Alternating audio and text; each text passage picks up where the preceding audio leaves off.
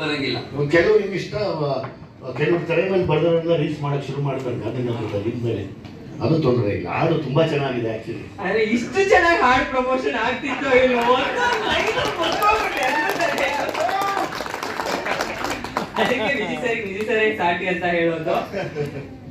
ಇಲ್ಲ, ಸಾಂಗ್ ತುಂಬಾ ಚೆನ್ನಾಗಿದೆ.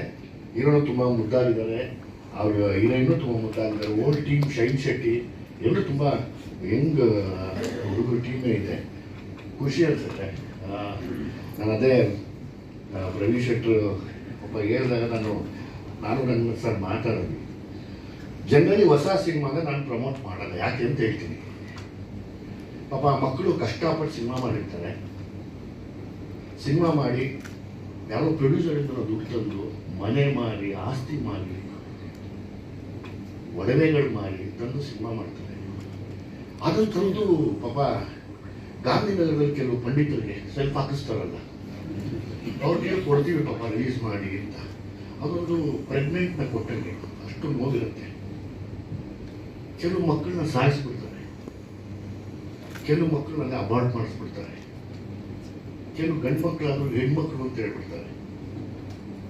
ಕೆಲವು ಮಕ್ಕಳು ಇಲ್ಲ ಸರ್ ನೀವು ಸುಳ್ಳು, ಸುಮ್ಮನೆ ಗ್ಯಾಸ್ಗೆ ಹೊಟ್ಟೆ ಬಂದಿತ್ತು ಅಷ್ಟೇ ಅಂದ್ಬಿಡ್ತಾರೆ. ಅಂಥ ಮಹಾ ಪ್ರಳಯಾಂತಕರು ಗಾಂಧಿನಗರದಲ್ಲಿ ಪಾಪ ಕೆಲವರು, ಎಲ್ಲರೂ ಅಲ್ಲ, ಅವ್ರ ಕೈಗೆ ಹೋಗಿ ತಲುಪತ್ತೆ ಪಾಪ. ಇಂತೆಲ್ಲ ಕಷ್ಟಪಡುವಂಥ ಮಕ್ಕಳು ಅವ್ರ ಕನಸೇ ಬೇರೆ ಇರುತ್ತೆ ಸರ್. ನವೀನ ಇಲ್ಲೇ ಇದ್ದಾನೆ, ಅವನು ಗೊತ್ತು. ನಾನು ಇನ್ನೂ ನೋಡ್ತಿದ್ದೆ ರವಿ ಶೆಟ್ಟರ್ ಮಗಳು. ನಾನು ಹೊಗಳಲ್ಲ, ಎನರ್ಜಿ ನೋಡಿ ಖುಷಿ ಆಯಿತು.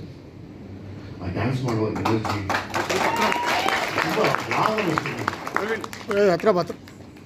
ಹಂಗಾಗಿ ನಾನು ಹೊಸಬರಿಗೆ ಎಷ್ಟೋ ಜನಕ್ಕೆ ಬೈತಿದ್ದೆ, ಹೊಸ ಸಿನಿಮಾ ಅಂತ ಪ್ರಮೋಷನ್ ಹೋದ ಕಡೆಗೆ ಅಂತ. ನನ್ನನ್ನು ಬೈಕೊಂಡ್ಲಿ ಅಂತ. ಈ ಪ್ರೊಸೆಸ್ ಇದೆ ಗೊತ್ತಾ ನೋಡಿ. ಇದೆಲ್ಲರೂ ಈಗ ಇಲ್ಲೆಲ್ಲರೆಲ್ಲ ಎಂಜಾಯ್ ಮಾಡ್ತಾ ಇದ್ದೀವಿ. ಈ ಮಾಸ್ಟ್ರು ಇವೇನೋ ಡ್ಯಾನ್ಸ್ ಮಾಡಿದ್ರೆ ನಮಗೂ ಖುಷಿ ಅನಿಸುತ್ತೆ. ಅವ್ರು ಯಾವ ಟೀಮ್ ಕ್ಲಾಪ್ ಹೊಡಿತಾರೆ, ಸೂಪರ್ ಸ್ಟೆಪ್ ಅಂತ.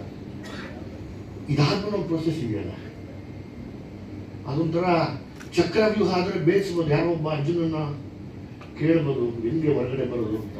ಇಲ್ಲ ಸಿಕ್ಕಿದ್ರೆ ಭೀಷ್ಮರಾದ್ರೂ ಕೇಳ್ಬೋದು. ಅದಕ್ಕಿಂತ ಕೆಟ್ಟದ್ದು ವಿಷವ್ಯೂಹ ಇದೆ. ಅದನ್ನು ನನ್ನ ರತ್ನ ಸರ್ ಹತ್ರ ಮಾತಾಡ್ತಿದ್ದೆ. ನನಗೆ ಯಾವಾಗಲೂ ಅದನ್ನು ಲೈಕ್ ಅವನು ಒಬ್ಬ ಅಮೇಝಿಂಗ್ ಆ್ಯಕ್ಟರ್. ಅವನು ಈ ಥರ ಯಂಗ್ ಟ್ಯಾಲೆಂಟ್ಸ್ಗಳು ಪಾಪ ಅವ್ರು ಏನು ಸಂಪಾದನೆ ಮಾಡಿದ್ದಾರೆ ಅಂದರೆ ಥಿಯೇಟರ್ ವೈಸ್ ಏನು ಸಂಪಾದನೆ ಮಾಡಿದ್ದಾರೆ, ಅವ್ರನ್ನ ಎಷ್ಟು ಜನ ನೋಡ್ತಾ ಇದ್ದಾರೆ ಅನ್ನೋ ರಿಸಲ್ಟ್ ಯಾರು ಕೊಡೋದಿಲ್ಲ. ಇಲ್ಲಿ ನಾನು ಯಾಕೆ ಬಂದೆ ಅಂದರೆ ಪಾಪ ರವಿ ಶೆಟ್ಟರು ಎಲ್ಲ ರನ್ನ